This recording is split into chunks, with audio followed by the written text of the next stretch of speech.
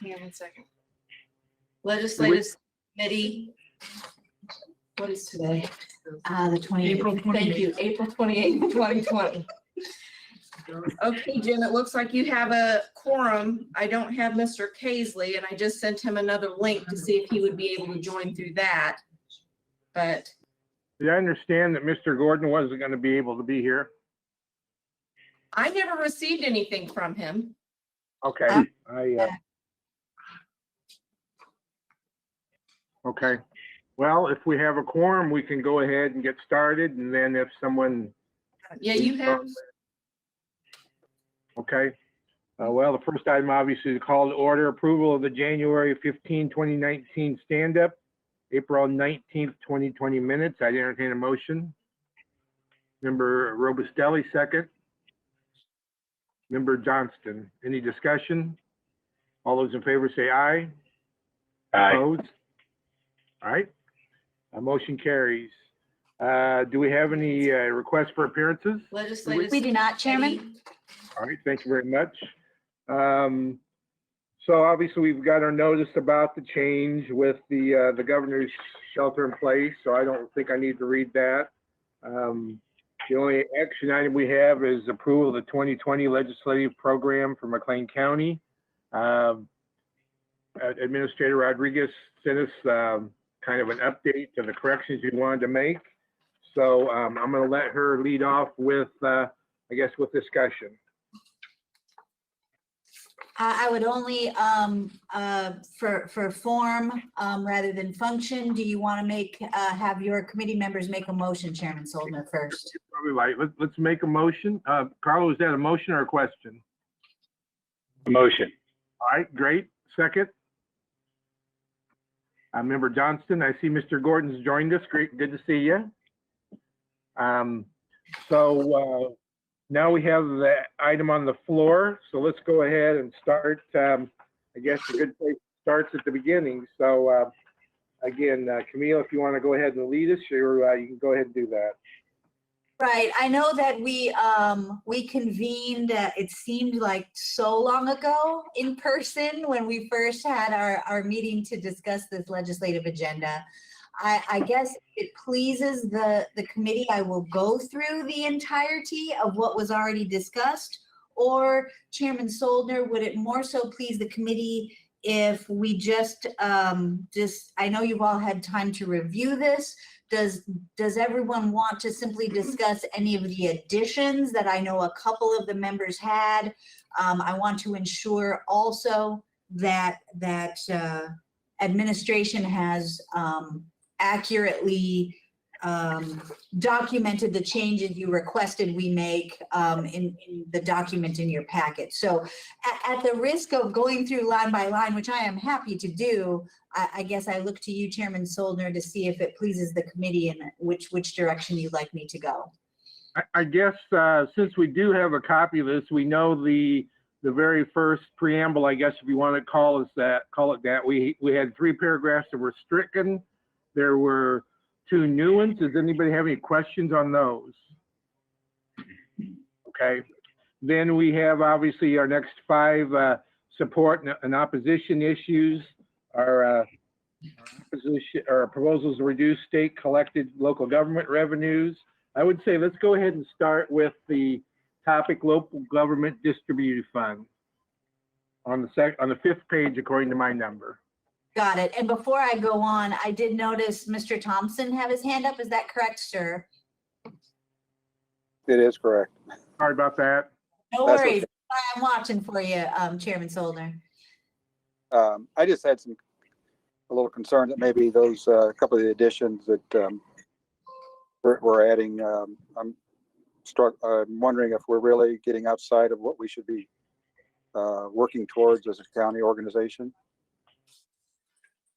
I don't know, maybe no one else has that concern, but I just. You want to be specific, or do you want to wait till we get to those? I have the same concern. I think we ought to just pass it the way it was originally presented. Okay. Again, are you talking about the whole document, or you have something in particular? The whole document. I don't think there should be any changes. Okay. Mr. Chairman, I just want to try to understand what they mean by that. I mean, do you mean there shouldn't be any changes to the narrative update? I mean, all the changes are in red, and we spent the last meeting going through and updating them based on staff recommendations and committee recommendations and things. So it's impossible for me to understand how we would just go with the old one. The old one doesn't even apply anymore. We pass this every year with updated language. So I think you need to be specific about what you don't want in here, because a lot of this is just updated from last year. So what don't you want included in this agenda that is now included? Well, I want the way it was presented to us without any additional changes. Well, then Okay. then the bills that were referenced aren't going to be relevant. The dates aren't going to be relevant. It has to be changed every year. It's a legislative agenda. I guess, George, to your point, when we get to a point, we've got a motion and a second. When we get to a point where we're ready to take a vote, if you want to vote to not go along with this, and obviously you can vote no. Again, I think we should go ahead and at least highlight the ones that we've added so we all understand where we're at. Member Thompson, again, do you have anything specific in the agenda that you want to talk about, or is it the whole thing in general? Well, I was referring to the ones that we were adding. I'm a kind of at a disadvantage. I don't have the agenda in front of me. I only have my phone. So I'm going by memory. But I guess I just would say that I'm concerned that if we broaden our base too much into multiple areas of topics, we tend to weaken our position as an organization when we start lobbying for things. I think it's very important that we stay focused on what is primarily our focus as an organization, as a county organization. And we start looking at some of the agendas or items that were added, they kind of get off into other areas. Not saying that they're not important. I'm saying that it's important as an organization that you stay focused on what is your primary focus, and there's my concern. And if others don't have that concern, then I guess it's a moot point. Well, again, I think specifically, as I said, this first one, which deals with the local government distributive fund, it's a case where there's several bills have been introduced that changes the distributions. And our recommendation is to support legislation to increase the LGDF and provide greater revenue for counties. So are you saying that's not where I was. Okay, you're talking about the additions at the end. That is correct, yes. Okay. And maybe if I'm too early in this discussion, then maybe I just need to wait.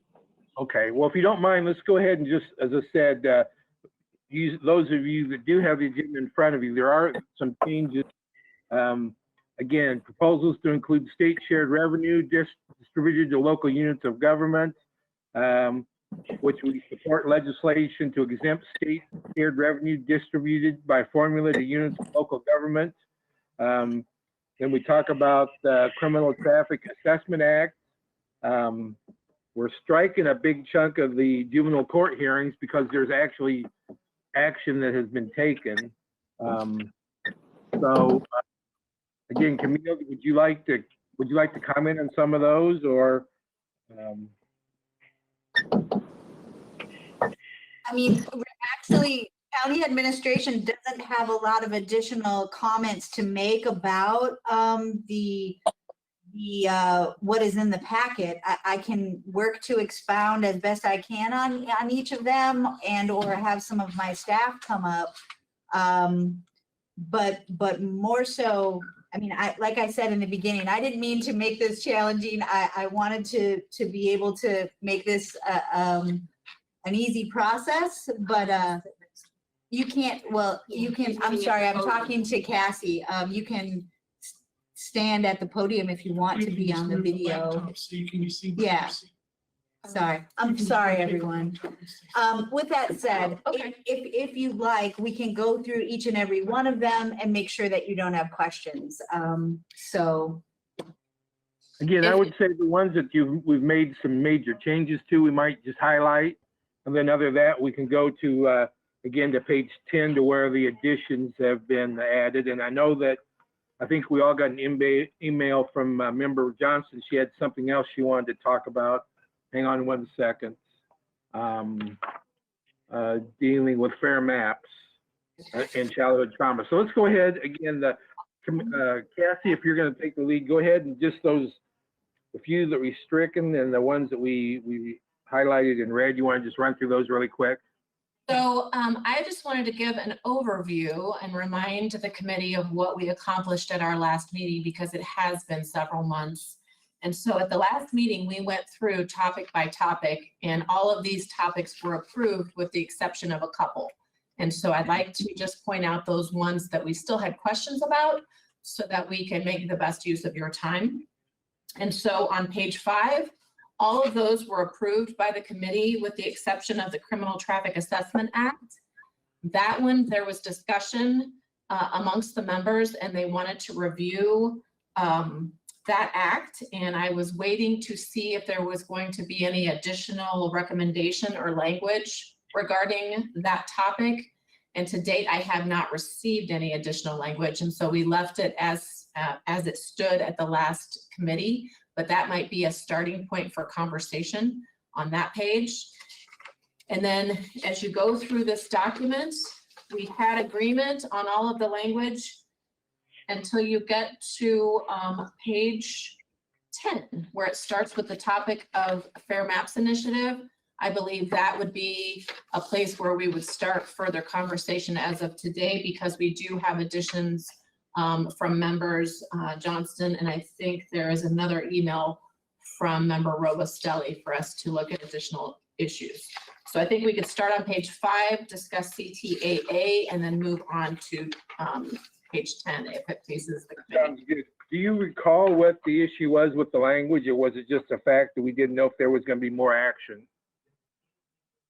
So with the CTAA, I believe there was a conversation. There was concern that our request was actually changing the act itself and the amounts of money that would be received by the county and the state. And our recommendation was a pretty benign recommendation, just that we would like it to be budget neutral or to be a budget positive solution for the county. And so there is currently no legislation that I'm aware of to amend the assessments themselves. And so I welcome any suggestions. Again, I guess what I would suggest is if members have questions or comments on that particular topic, I would say this would be the time to voice those. If not, we'll move on. Any discussion? Are we on, I'm sorry, go ahead. Go ahead, Gerald. are we on the fair map? Is that which one we're on? No, we're talking about the Criminal Traffic Assessment Act. Okay, thank you. No problem. Okay, Cassie, why don't you go ahead and go on with the next, again, I think we go all the way to page 10. Yep. So then if we skip ahead to page 10, we are at the top of page 10. I would like to make a comment about the court costs, the criminal court costs. I don't think that the court system should be used as a means of financing county government. And the amount of the cost is unbelievably large. There are all kinds of things that are just general government, like buying new squad cars for the state police. Why should that be assessed as a court cost? It shouldn't. And there are dozens of these things that need to go. And we have the Illinois Municipal League on the other side, representing cities and villages and incorporated towns. And they want to start their own courts because they're not getting any money from the court system the way it is. And I don't think that that's a good idea to have a bunch of separate administrative courts, and it will hamper the enforcement of the connection between convictions and suspensions of driver's licenses, and if we have somebody that's arrested for driving on a suspended or revoked license, or for drag racing, or for drunk driving, they ought to suffer the consequences. And I don't think that's going to happen if you have administrative courts. And I think people would be entitled to have a jury trial on those issues, and administrative courts can't give them a jury trial, for one thing. And so I am opposed to loading on court costs. And I think that we need to, if anything, we need to cut those back. And so I am definitely opposed to going along with further legislative additions to court costs to be imposed in traffic cases. Thanks. I'm leafing through our document, and I don't see specifically anywhere where we address that. Are you, Cassie or Camille, are either one of you aware of anything where we address that specifically? No. I guess on page 6, topic towards the bottom, municipal education of minor traffic offenses, kind of addresses a little bit what he was talking about. Other than that, Member Casely, would you like to offer an amendment or a new piece of legislation? Well, I think a new piece of legislation would be fine, and that we should get rid of all court costs that aren't really court costs. We have a document storage fee, fine. That stores the records in the circuit clerk's office. We have fees for the state's attorney's office for prosecuting these offenses. Fine, I don't have any objection to that. But when it comes to buying new squad cars from the state police, those are things that are general costs of government, which ought to be borne by the taxpayers at large, rather than just a limited number of taxpayers who may be convicted of a traffic offense. All right, well, I guess then I would recommend some kind of an addition, and then obviously a motion in a second, and to add it to this document. Well, I would move that all court costs that are assessed upon conviction of traffic offenses shall be related to the court system, including the state's attorney's office, and the cost of the sheriff if he has to go out and execute a warrant, or if he has to serve subpoenas or whatever. I have no objection to those things being court costs, but I do object to all the other things that are loaded on there. And so I would move that all court costs be directly related to the court system and the cost of operating the court system, and the other offices that relate to the court system, the sheriff's office, circuit clerk's office, state's attorney's office. Those are things that I think are legitimate things to be assessed, rather than the whole panoply of things that we now have. Member Gordon, did you have a second, or did you have a question? I'll wait to see if this is seconded. Okay. I'll second Would- it. George, I'm sorry. I will second that. Okay, motion by Member Casely, second by Member Nguyen. All right, Mr. Gordon, go ahead. Thank you, Mr. Chairman. I'm not sure where the motion ended. Member Casely, I think quite properly, identified a range of things that shouldn't be covered. That's one question that I had. The other question I have for Member Casely particularly is whether or not the Public Defender's Office is also going to be mentioned. I have a concern right now trying to draft this. It feels to me a little bit on the fly. I know Member Casely has raised this issue before, but drafting it right now feels to me a little bit like we're doing it on the fly because we may overlook something that we might have wished to include. This is our opportunity to draft a new section, a new topic, and I understand that too. So let me ask Member Casely specifically, since that's what I'm trying to get to. Is the Public Defender's Office going to be mentioned in your list of offices that are appropriately included in court costs? I would say that you could include that. I think that's a legitimate thing. But most people who are charged with serious traffic offenses that could end them up in the county jail are going to have a private lawyer rather than the public defender. There will be some who will have the public defender. So would you object to adding the public defender to your list? I don't object. I think that's a legitimate one. All right. Again, I believe that that the administration is going to have some idea what other deletions you'd like to make. You'd be thinking about that. Member Robustelli?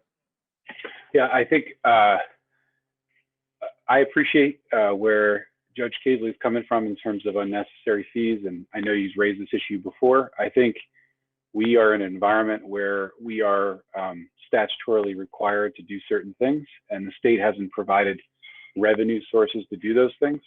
So for me to vote on something like this, I would have to get a sense of how much general fund property tax money would need to go into the judicial system to make up for the loss in these revenue sources. And because the money has to come from somewhere, and so it's either going to come locally or it's going to come from fees.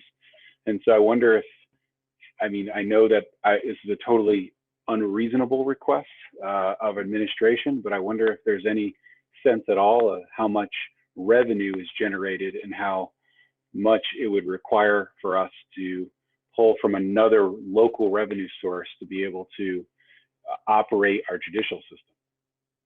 So I think that would require a greater analysis to look. I know with this Criminal Traffic Assessment Act, they have several different assessments. I think there are maybe 14 or 15 different assessment totals that include portions of that money that are then funneled to local police departments, county government, state government. And so I would have to do an analysis of what Judge Casely is recommending to include or not include in this proposal before I could give any estimates. And I apologize, I don't have all those figures in front of me, but I think I can't give us a good answer right now. All right. Any other discussion? I'm going to ask for some direction here. So if we would table this topic until we have a stand-up, would that give you and Member Casey an opportunity to look at those numbers, or is it a case where we need to decide right now, vote it up or down, and then talk about it at a later date?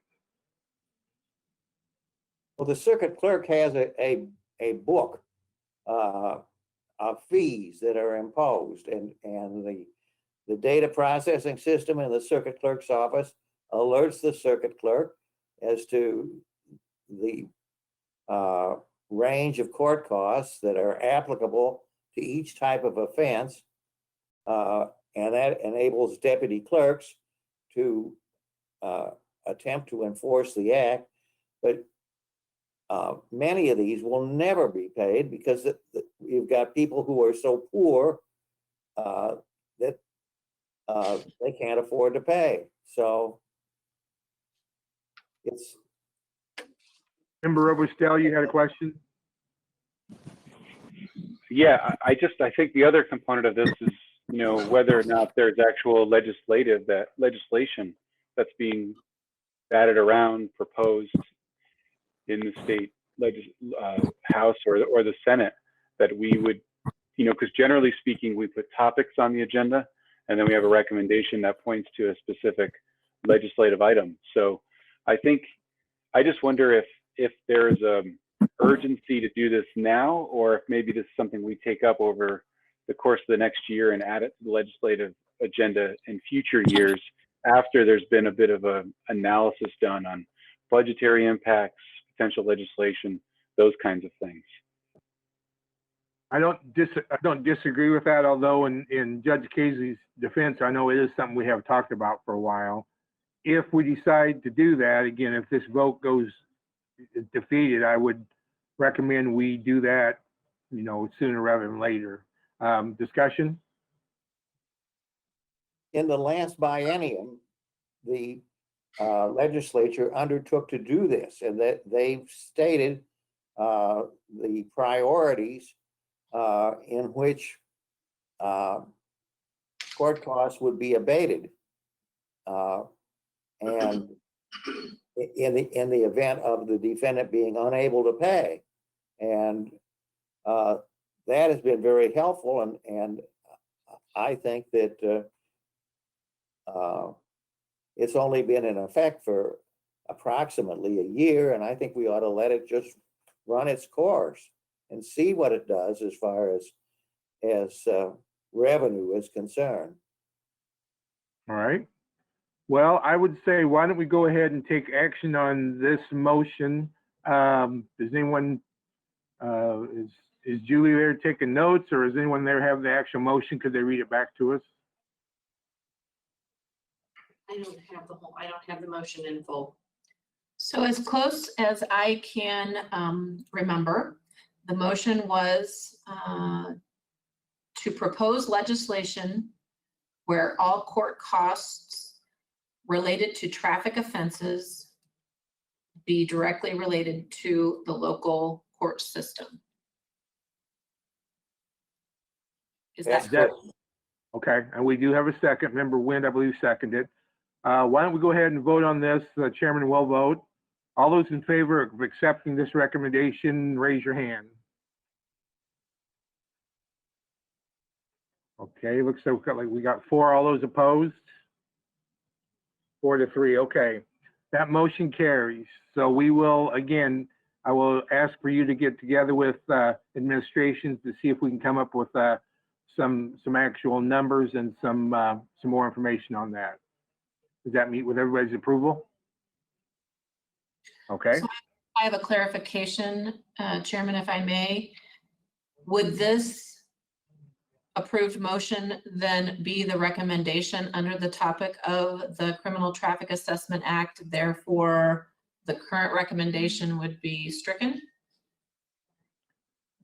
I guess I felt it was maybe an additional piece of information. Okay. Does that sound all right with everybody? Okay. All right. Let's move on then. To be honest with you, I think we're back on page 10, if I'm not mistaken. And first item was the topic Fair Maps Initiative. And again, I know that member Johnston had an email she wanted to discuss. Why don't I go ahead and let her talk about her addition or how it relates to this topic, and then we can discuss. So member Johnston, go ahead. Thank you, Mr. Chairman. Really, when I was going back and looking through the agenda for today, I realized that it was very, very, very brief description of what it was about. And so I pulled some other language in that I felt gave it a little bit more depth as far we were going after. So didn't change the recommendation, but really looking at the more specific language of how to, and I can read it out loud into the record, is that what I added was our neighboring state of Iowa utilizes an independent legislative agency to draw district lines, and they must disregard political objectives and conduct public hearings to ensure fair maps.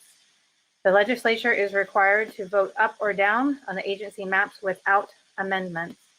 Other states utilize nonpartisan, independent, or bipartisan commissions, and this will promote fair and independent district maps and ensure more meaningful elections, is what I was recommending to change it to.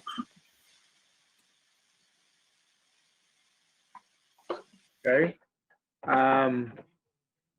So then I guess, again, is that in addition to what we have now, or is that going to be the new recommendation for that topic? I think you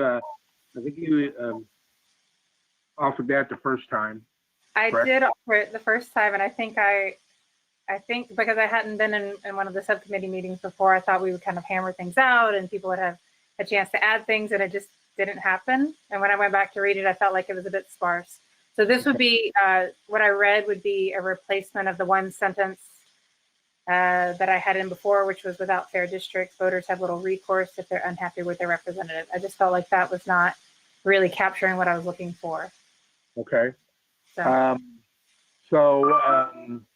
So again, I guess that, we're going to vote on this as a whole. I don't know whether we need to go item by item, but I guess I would still like to hear information from everyone. So does anyone have a discussion on this?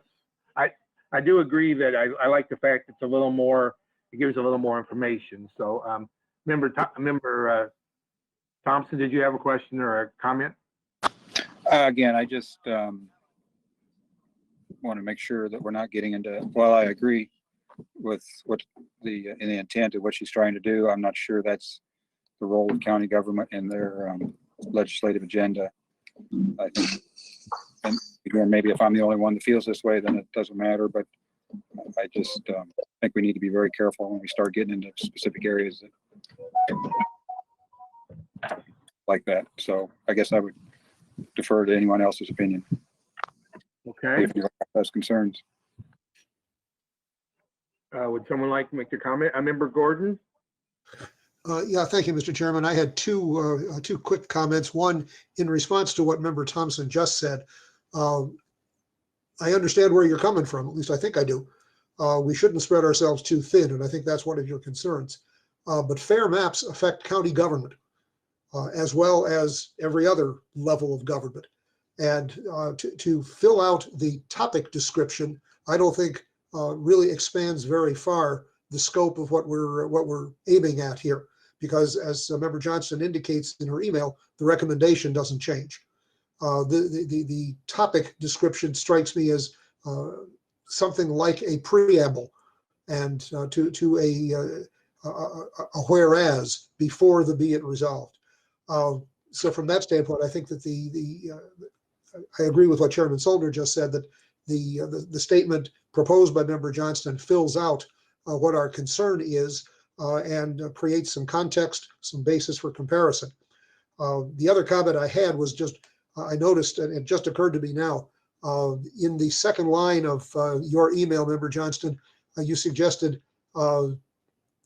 utilizes an independent legislative agency to draw district lines and must disregard political objectives and conduct public hearings, etc. Would you be okay with substituting in the phrase "must disregard political objectives"? Would you be okay if the word were "must disregard partisan objectives"? Because I think that's what your point is. I have no objection to that. Okay. So if I may suggest that, and if you're okay with it, maybe you could have it read "must disregard partisan objectives." That's all I have on that one. Thank you, Mr. Chairman. And your Member Thompson? Yeah, I just respond back to Mr. Gordon, Member Gordon. Yeah, I would agree. It's about spreading yourself too thin, but also spreading yourself into areas that really aren't your purview. While I understand that it's relative to county government, I question whether it's the role of county government to seek this type of information. And secondly, again, this was our first subcommittee back whenever it was I thought maybe we'd have time to discuss it at the time, I guess I didn't have a chance to raise this because I didn't hear about it until we were at the meeting, and having had time to think about it, and using my past experiences with policy development through Farm Bureau, which is extensive. I just think it's very important that when you keep to your focus and you maintain that focus to maintain your credibility when you go to lobby. And so those are my concerns. Again, I'm the only one, and it doesn't matter. Well, again, I believe that probably the proper way to go about there, again, to get a consensus would be to go ahead and make a motion and a second and then vote on this. So does that sound proper, parliamentarians? Okay. Yeah. Okay. Then Member Johnston, you want to make that as a motion? A motion. Okay. And then we need a second. All right, we'll give it to Member Gordon. I think he was first. Any further discussion? All right. Oh, I'm sorry, Member Kaisley, do you have a question or a discussion? It seems to me that we do have an interest in this because our county is divided into 3 or 4 House districts in the General Assembly. We are divided into 2 Senate districts. We are divided into 2 different congressional districts. And there's no reason that a county the size of ours, which is considerably smaller than the districts that are to be drawn, should be divided into more than 1 district. And I think that counties lose their effectiveness with our representatives when we are divided. And so I think that it does relate to that, but I think that the chances, I'm a pragmatist, and I think the chances of getting something like this through the General Assembly is virtually impossible. So I think it'd be good government, but I don't think it's possible. Member Went?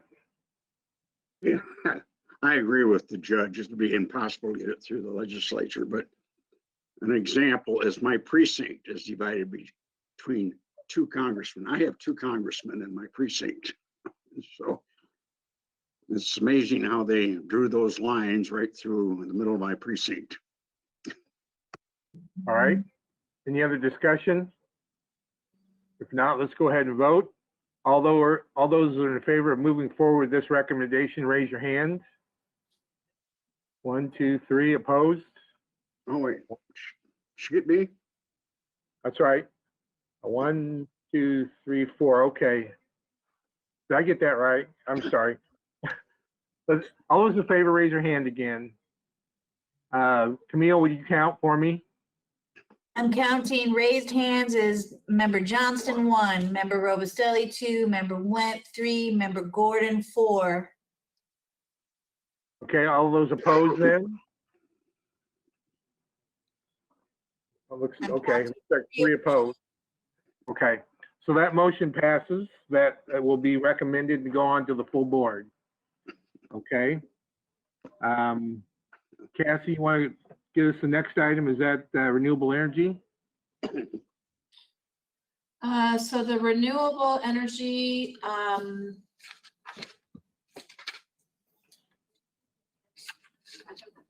that passed. Yeah. I don't think we had any topics in the renewable energy.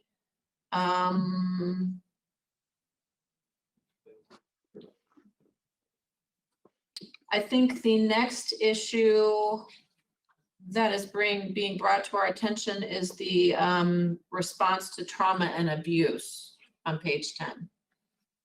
Okay. Or any questions on that then? I know Member Johnston, I believe, had an addition or a change to the trauma one again. Hers technically is childhood trauma. Is that the same topic? Yeah, that's the same topic. Again, same thing when I went back and was reading through, just wanted some clarification on the language. So the recommendation was to change the topic to childhood trauma and abuse. Realize that a lot of what I'm looking to support, it's not so much preventative. I mean, we're looking to prevent long-term impact on the community, but what we're looking for, what I was looking for was a response to the childhood abuse that is happening already. It is something that we deal with through the court system, that we deal with through CASA, the childhood advocacy. The state's attorney has recently spoken that of all the crimes, that is the one, the domestic violence and abuse are the ones that have been going up.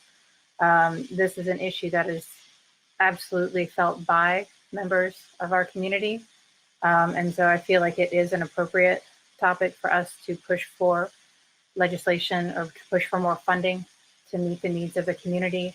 I know that Governor Pritzker was looking to put more money into DCFS, and so this was part of what I wanted our legislative agenda to say, that we support those measures. And so the recommendations is to change it from response to trauma and abuse to childhood trauma and abuse. And what I'm recommending that we replace the original topic summary with is childhood trauma is one of the most significant contributing factors to poor physical health outcomes, emotional dysfunction, and educational disruption, which impact our community generation after generation. As a preventative effort, we need to address issues with DCFS and investigating and protecting children. The work is difficult, the pay is low, and the department is consistently understaffed, and resources are stretched too thin to be effective, leaving vulnerable children in unsafe environments. And so the recommendation change is to identify and increase funding for child protection services in order to meet the needs of children impacted by abuse and neglect. Okay, and you want to make that a motion? Yes, I so move. Okay, and someone want to second that? Member Gordon. Administration, you have a copy of that motion? Yes, we do. Okay, let's go ahead and discuss then. Did anybody have any questions or want to discuss this? Member Thompson?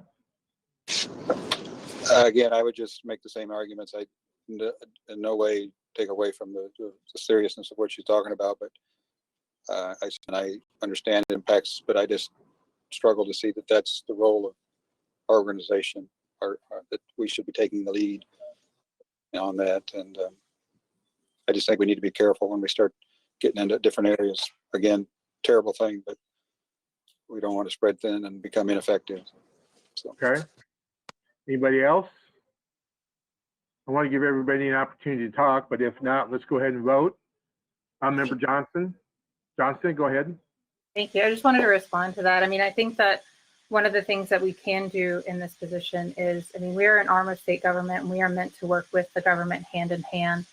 And if we get the opportunity to speak up for our residents who are dealing with this, who have family members dealing with this, then I think that that is something that I would like to see us doing, is supporting these efforts to, and because of the long-term impact on the community, because of abuse and neglect, I wanted to see our state being responsive to that. Now I know that things are very, very different, but if there is still a motion at the state level to bring funding to help these children, then I want us to be saying, yes, we support that.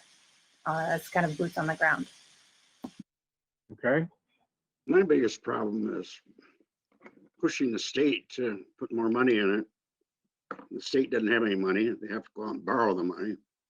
And I don't recommend that we encourage the state to go borrow more money just to give to us. That's my biggest concern about the whole thing, is pushing the state when they don't have any money at all anyway. And it's borrowed money that our kids and grandkids don't have to pay back. Thank you. Member Gordon? Thank you, Mr. Chairman. We already have some county effort invested in the direction of addressing childhood trauma and abuse. Member Johnson referred in her introductory comment to the Child Protection Network. She referred to CASA. All of these things are not new, and acquiring additional state funding, and I understand where Member Wendt is coming from, but acquiring additional state funding, to me, has the potential for reducing childhood trauma and abuse, which can have positive ripple effects on both our social fabric in the county and on county finances down the road. So I wholeheartedly support this. Member Casey, did you have your hand up? Yes, I think this is in response to a program that's going on in McHenry County, where the county is going to assume responsibility for investigating child abuse and constructing programs to abate child abuse in McHenry County. And this has the potential of transferring the functions performed by DCFS currently to county government, kind of like the juvenile probation office. And Oh, yeah. I think we could do a better job, but we'd have to have some source of revenue to support it. And McHenry County has apparently gotten some money to do this out of the DCFS budget. And the DCFS, in my opinion, is very, very poorly administered.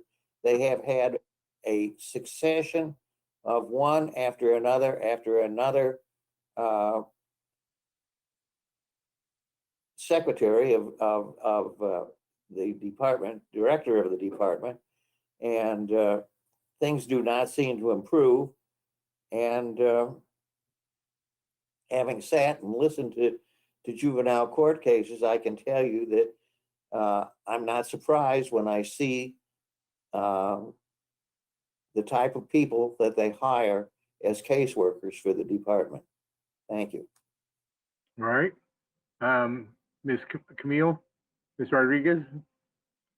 I don't know if it's really my place to be a participant in this conversation. So I thank you for the grace, because I'm a former decade-long employee of the Department of Children and Family Services as a child protection investigator. And I want to clarify for my understanding, Member Johnston, and for everyone's understanding in this conversation. If the recommendation is to identify and increase funding for child protection services, child protection workers are usually involved when the situation is dire, right? And they're charged with proving or disproving abuse. But child protection workers don't work in the preventative side necessarily. They may secure safety, but it's in an urgent and immediate necessity situation. And I guess what I want to say is, are we actually targeting what you're intending? Because I believe your intentions are good, Member Johnston. But if we're just talking about child protection workers, there could be more child protection workers to find out that there is or is not more child abuse and neglect in a community. But child protection within the division of child protection at DCFS does not prevent necessarily abuse by the actions that they perform. So I just wanted to bring that clarification from my professional experience. Thank you. Member Johnston? No, you're right. And that's why I did change the language. I took prevention out of what I sent in, where we want to be working on responding to. It was about putting more money into the response for the trauma and the abuse and neglect that the children are experiencing, not so much prevention. Because I know that we as a county, that we are working on our own that youth prevention, where we want to be working with families and giving children, just like we did for the triage center, that we're working on the youth section as well for the mental health action plan. So that would be more preventative, I think. This is mainly about the fact that we have a DCFS that is underfunded and that is not able to respond in a timely manner, and that children are being left in vulnerable situations. And so that's what I was asking for. Okay. Any other discussion? All right, let's vote. All those in favor of moving this forward, then raise your hand. I see 4 votes, All sir. right. Opposed? I see 3 votes, sir. All right, I got that too. Okay. All right, we'll move forward with that then. Cassie, go ahead. So at the bottom of Page 10 is the topic of the Mohammed Aquifer Protection. We didn't have any additional discussion on that topic. That was approved at our last meeting. On page 11, we added language about Medicaid reimbursement rates. This was approved at the last meeting as well. And so I believe the only additional conversation that we have today that remains undiscussed would be the memo that we received from Member Robustelli. Yep. Okay. Member Robustelli has some things to add. All right, Carlo, go ahead. Thanks, Mr. Chairman. I think I talked with somebody about the possibility of sharing the screen. So is that a possibility? I can become a presenter? Yes. Okay, cool. We're working on that now, sir. We're clicking buttons. I'm not, but Craig is behind me. Great. Thank you. You're welcome. Great. Just to make it easy on everybody so you can see what I am reading, and let me know when it's up. I see it on my screen. Okay, great. So there are two topics, both of which I think were impossible to anticipate in our last meeting. One is directly related to the impact that having the stay-at-home order and our economy shut down locally. The topic is emergency local government coronavirus assistance funding. Local governments are poised to lose significant revenue from the coronavirus pandemic and are on the front lines of providing services and support to residents during the mandated government stay-at-home orders. Revenue losses have the potential to force local units of government to cut staff and reduce services, which will just amplify the impact of the pandemic on our local community. The recommendation here, as there is both proposals at the federal level and at the state level to provide emergency budget relief, the recommendation is to support those federal and state legislation that provides emergency budget relief to county government units to protect jobs, government jobs that are in place, and critically important public services. And I'll stop there for discussion, and we can take it one on one. Okay. Then I think, as we've been doing in the past, then you want to make that as a motion to add it to our policy? I'll move topic emergency local government coronavirus assistance funding as presented. Okay. Nice. Yeah. And I'm sorry, George, is there a second? Again, I can't see everyone. So is anybody making a second? I'll second. Okay. Okay. So let's go ahead and discuss. Again, I can't see anybody's hands, so I'm going to let Camille be the traffic director here, please. I can't see everybody's face yet either, so we might have have. Member Wentz has his hand raised. Go ahead. Okay. Yeah, if you would just raise your voice your request. I'm sorry, go ahead. What I have on my screen is emergency local government. And then it says assisted funding, and the topic, vote by mail application. That's a separate item. Yeah, that's a second item, Member Wentz, that I will bring up in just a second. We just took them one at a time. So right now, the only item that's been moved is the emergency local government funding. All right, because we'll get to the second one. You could beat me up on the second one in a second. Okay. I think it's obviously it's something that's quite a bit affecting all of us right now. So it's appropriate to talk about it right now. Again, I can't see anybody's raised hand. So if anyone has a discussion, go ahead and voice your name and go ahead. Chairman, as far as I could tell, there are no hands raised. So I'll call the question. All right. Okay, then all those in favor of that topic, to move forward, say aye or raise your hand. Aye. Aye. How about everybody say your name and then how you vote. So this is Chairman Soldner, yes. Robustelli, yes. Went, no. Gordon, yes. Thompson, yes. I believe the judge voted yes. but just give us an up or down, Judge. Yes. Okay, Judge is yes. Yep. Yep. Oh, Okay. okay. that passes. The next item that I believe is on the screen, and I'm going to see if I could bring it down, is the topic of vote by mail application sent to every registered voter by election authorities.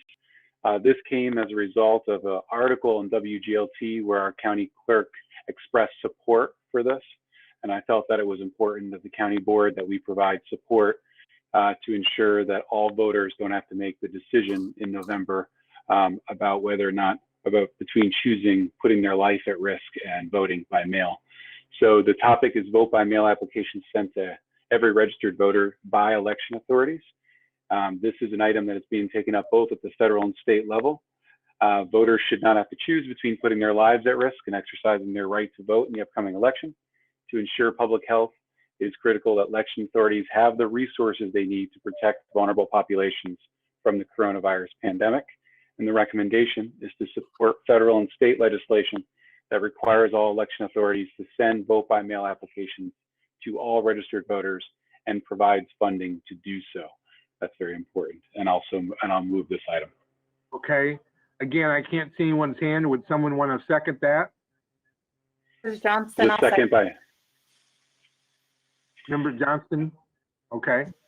So I got a question. I'm sure several of us do. So this, in essence, is just sending the application. We're not sending the ballot. We're just sending the application, which gives voters a right to ask for a ballot by mail. Is that correct? That's exactly right. What it does is it just ensures that every eligible voter gets an application in the mail that gives them the opportunity, if they would choose to fill out the application, to send it back and get their ballot by mail with the instructions that come with it.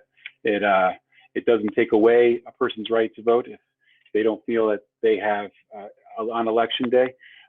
It's just proactively ensures that every eligible voter gets a vote by mail application. Okay. Member Witt, you have your hand up? Yeah, I think it's just first. Mr. Went, you're muted. We lost Mr. Wentz sound. Yeah, there you go. All right, to me, it's just a real waste of taxpayers' money. During the election period of time, there's many public announcements about all you have to do is either call the clerk's office and ask for an absentee ballot or go on the internet and sign up for an absentee ballot.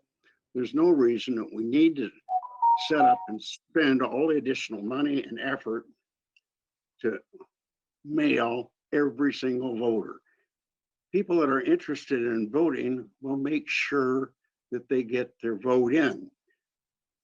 And for the counties and the governments throughout the country to waste all this time and effort and money sending this stuff out when the responsible citizen has no problem in getting an absentee ballot.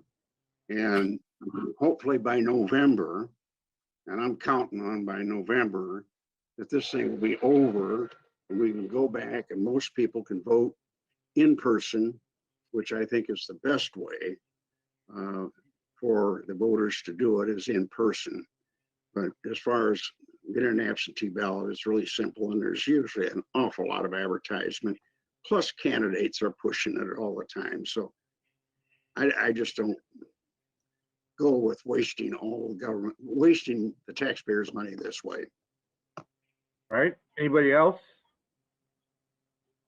I have a question, and again, this is, I recall reading that article where the county clerk did say that she would, depending on the legislation she supported. Do you remember, was there any discussion on what this cost would be as far as postage or printing, or do we have any idea? Carlo, have you researched it, or do you have any idea what that number could be? I know I'm asking you out of the blue. I was just curious. I don't, Jim, because that's why for me in the recommendation, it's twofold. One is supporting legislation that requires election authorities to send vote by mail applications, but also provides funding to do so. That is what's being discussed at the federal and state level. And so this recommendation addresses that directly. I think given that the federal government and the CDC and the Illinois Department of Public Health are making recommendations and will continue to make recommendations about social distancing, specifically around specific segments of our population that will be most vulnerable, we should be proactive in making sure that people do not have to choose between their health and their life and voting. And it's easy to say somebody could just go online and fill out a form or do something, but as we know, there are a lot of people all across the county who don't have access to a computer or don't even know about this. In fact, in this very conversation, we have a member referring to vote by mail as an absentee ballot, and it is not an absentee ballot. Vote by mail is completely different, and there's a lot of confusion. And so I just, to me, ensuring and supporting legislation that requires every voter to get an application and the funding to fund it, I think is, it's a public health necessity, and it's the right thing for us to do. All right, Member Nguyen? Now, first of all, there's I think about 110,000 registered voters. So at minimum, you're talking $50,000 or $60,000 just in postage. Then on top of that, you've got the cost of the mailer itself and the time and effort of the employees to put it in, and they've got other things to do. So you're talking probably close to a couple $100,000. And then talk about getting the money from somebody else. We're going to get it from, we got to either get it from the taxpayers here or from the state, which is going to go out and borrow the money to give it to us. And so I think it's just, the thing is, as simple as it is to request an absentee ballot in this day and age, it used to be you had to prove that you were going to be out of town. You had to prove that you were sick. Now, all you got to do is like either get on the line if you've got a computer. If you don't have a computer, you can make a phone call. If you don't have a phone, then I suppose you can get a friend that's got a phone, make the call for you, or a candidate that maybe knocks on your door. You might ask if they would do that for you, and most candidates would do that. So people that need to vote by absentee ballot, I think, have all kinds of opportunities to do that. The rest of us, and I happen to be one of those that is vulnerable, and obviously if it looks like this thing isn't going to be over by then, I may have to ask for an absentee ballot, but I will generally probably go vote in my precinct. And hopefully, I think that probably by this time, if it's not over by this time, we're in deep trouble. But just to spend the money like that when it doesn't need to be done is to me a very ridiculous thing. We keep worrying about, at least I worry about how much debt the state of Illinois has and how much debt the federal government has. And then to constantly ask the taxpayers or the different government units to borrow money to do something that doesn't really need to be done. Anybody that wants to vote can vote. And I don't think there's any particular problem in doing that. Thank you much. Anybody else have a comment? Carol? I get Gerald Thompson. I just would, for the sake of time, I'll just say I am not for this. I would be opposed to it just for the same reasons that Mr. Wendt just spoke of. So. Okay. Well, I guess my thought is that, some topics I like to hear the thoughts of the rest of the board. This is one of those cases. Sometimes I'll vote to send something on just so that the other members could weigh in. So I think I'm going to support this topic just to have discussion at their full board. So, Mr. Chairman, Judge Casely has his hand raised. Thank you very much, Mr. Casey. Go ahead. You're muted. I have had several election contests, and generally they boil down to absentee voters and I would think that the same reasons that arose in these election contest cases on absentee voters would apply also to vote by mail. When you get outside of the presence of the election judges, then you don't know what's going to happen. And I'm willing to spend the money, but I think that it opens the way to election fraud. It opens the way for people other than the registered voter to vote the ballot and send it in. And I think that's a concern. I think it's also a concern as to the initialing of the ballot. The judges of election are supposed to initial the ballot. And I had one case where there were 16 absentee ballots, and there were 16 ballots in the ballot box that the judges of election put in there from absentee voters, and they didn't initial them. And I said that I thought it was a violation of their constitutional right to throw their ballots out. The appellate court disagreed with me and they reversed me. And that's fine, but it was just a coincidence, I suppose, in their minds as to whether the absentee ballots were the ones that did not get initialed by the judges of election. And so I think it opens the way for election fraud, and I would be concerned about that. With respect to whether it would increase the participation, it's my understanding that the state of Oregon has had mail-in ballots, and it would be interesting to know whether the participation is greater or not. I have no idea, but I'd like to know before I would vote on this. Thank you. All right. Let's see, Carlo, I think you raised your hand first, and then Elizabeth. Mr. Chairman, just because I've already had a round, I'll let Member Johnson Okay. go from there. Thank you. I think that one thing we need to keep in mind is that, you know, this is not something that, as much as I'd like to think it'd be gone by November, I don't think that's the case. I don't think that we'll have a vaccine in place by then. And I don't think that we will have had the majority of the United States been exposed and have developed antibodies by then. And so we are very much in a situation where we could be facing another kind of swell, another kind of peak, you know, in November as we're moving into flu season again and the height of that. So I think that if we're able to produce a way for people to very easily get their mail-in ballots, you know, if there's another way we'd like to do that, that's fine. But this is the one that is currently being discussed and is being looked at as an option so that we can give people their constitutional right to vote. And I support that. Okay, Carlo, go ahead.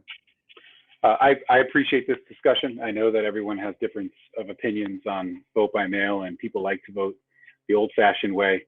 I just, for me, this is it's an extraordinary set of circumstances, and I think if we can support legislation that will provide people with proactively giving them the option to vote by mail, and it's not only, I think, the right thing to do in terms of their constitutional rights, as Member Johnston just said, it's also the right thing to do from a public health standpoint, because we have to remember we have a lot of volunteers and a lot of people that are, a lot of our election judges and staff that are also being exposed. And so the more people that vote by mail, the less exposure there is and the community, potential community transfer.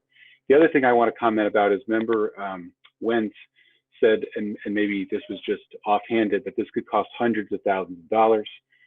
There are 49,687 registered voters, according to the Bloomington Election Commission. There are 59,406 registered voters in McLean County outside of Bloomington. That's 109,093 registered voters. The bulk rate for shipping things through the USPS, over 100 items is 19 cents. So the cost would be $20,727. Given what we have spent money on over the last year for our elections program, I don't think that this is insurmountable. And again, I just want to point out that the recommendation includes funding in it. So to me, this is just a precautionary, and it is worth putting on our legislative program. And I appreciate everyone's consideration. Okay, George, go ahead. Carla, you're just going to ask the state to borrow some more money so that we can mail this stuff out, I guess is what we're talking about. And I don't really want the state to have to borrow any more money. And yeah, maybe you can get a bulk rate for 19 cents, but it's still going to cost probably at least twice that just to get the stuff printed up. And you've got the cost of the employees and so forth of mailing it. And the thing about it is anybody that wants an absentee ballot, it is so simple anymore. I've grown up back in times years ago, it was very difficult to get an absentee ballot, but today it is very simple. And I think that those people that are interested in voting, I think that it's no particular problem. And quite frankly, if we don't have it so that we can get to the polls safely by November, I think there's a lot more problems than getting an absentee ballot form in the mail. And I'm very optimistic that by November, there won't be any particular problem of actually going to the polls like they suggest. But again, the ability to get an absentee ballot is real simple. And the problem you get, and I agree with the judge, and I realize this is mail-in voting, but you got the other problem too, of getting all these applications out there, and who's going to send them in, who's going to actually get the ballots and stuff. Then the other thing you got to remember that most candidates, maybe I'm giving something that I shouldn't say, most candidates advise people in their districts and their precincts on how to get an absentee ballot in the event that the person can't make it to the polls. So you always have that going on throughout a campaign from either the local precinct committeeman or through the candidate themselves. So the idea that people won't be able to get their ballots if they don't feel like they want to show up at the polling place is really kind of ridiculous. And again, to ask the state to borrow more money, put it on your kid and grandkids, I think is ridiculous. I think we ask the state and the federal government for too much money anyway. And this just is another thing that we should probably just forget about and let the system be as it has been for the last few years. Member Gordon? Thank you, Mr. Chairman. Responding to just a couple of things and some thoughts that were shared by Member Wendt particularly, but not alone. When I was campaigning ahead of the primary, I was surprised to find that a lot of voters had no idea when the primary was. Now, that may not be as extensive a lack of familiarity when it comes to the general election, but there are a lot of people that simply don't pay the attention, George, that you and I do, or that all members of the county board do. That's one point. Secondly, candidates may be in a better position, not during the pandemic, to remind voters face-to-face about what their options are. Less campaigning face-to-face has started. And my fear is, and I'd like to be as optimistic as you are, Member Wendt, about this being behind us by November. I think there are right now too many indications that a lot of optimism may be unwarranted. The other point that I want to make that hasn't been mentioned, we're talking about exposure of voters. Election judges tend to be in the age demographic closer to mine, for example, than to Member Johnston's. And election judges would be in perhaps a better position if there are fewer voters coming through the polling places. And I feel very strongly about that because I have seen, again, from primary elections where that made a difference in at least one outcome that I was concerned with. All right. Again, this will come up before the full board if it passes. So let's go ahead, and unless there's any questions, let's go ahead and vote. All those in favor of moving this forward, raise your hand. Chairman, I see 4 hands. All right. Opposed? Okay. And I see 3. This will move forward. Cassie, go ahead. Is there any more? We are at the end. That's it. Okay. Procedurally, this goes to the full board, to executive committee, is that correct? Correct. Correct. And then the full board. So there will be opportunity to debate at 2 later dates. So does anybody have any other questions? I do have a topic or a comment, I guess, a couple things. I know that I spoke to some other members, and in a way, this is, I think in the future, maybe need to, it's my fault as much as any, but to be a little more timely to do this. I realize that this is a strange year altogether, but I think if we could get this done in the fall or, early winter, so our legislators could get this information, it might be more helpful, except for the fact that, if we'd have done that this year, it would have been before all this pandemic. So there's always going to be stuff that hops to the forefront. So again, I think we're going to work in the future and maybe get going on this a little sooner. Member Casely, do you have a question? You're still muted. No, Okay, you don't have a question? Okay, all right. I do not. Camille, you have something? Procedurally, and Ms. Woods is in the room as well. I want to make sure, I know we voted on the specific parts of this packet that required some adjustments or dare I say amendment, but we initially actually did a motion and a second on the entire packet. So Correct. I Correct. wonder if I just will say, and Ms. Woods, you can pop in, should I be right or wrong about this? I'm fine with either answer, but I just want to make sure perhaps we need to vote on the entirety of it. As amended. As amended.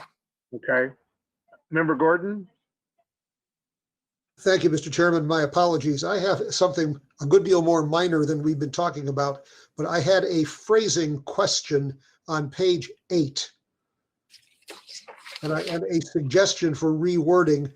This is not a substantive amendment that I'm proposing, but under the topic of behavioral/mental health funding, the wording of the recommendation strikes me as a little bit awkward to say restore and identify new funding. I was going to suggest simply to say restore previous funding sources and identify new funding sources. There's no difference substantively. Is that all right with the committee? First of all, Mr. Chairman, is that okay with you? Now, let me repeat the wording just very quick, a little more slowly. Restore previous funding sources, comma, and identify new funding sources, comma, for critical mental health services. That's for clarity. I think that's good. Anyone have a problem with that? Okay. So then let's go ahead and vote on the whole policy statement as amended. All those in favor, raise your hand. All right. I see 5 hands, sorry. I'm sorry, 5. Opposed? Opposed? Went, Thompson. Correct. Okay. All right. I'm glad you caught that. I kind of forgot about that. So, okay. To Ms. Block. All right. Administrator, do you have anything else? No, thank you so much, everyone. Thank you so much for your hard work, and be safe. And I'm afraid we will be doing this same format next Tuesday. So everybody have a good day. We are adjourned. Everybody.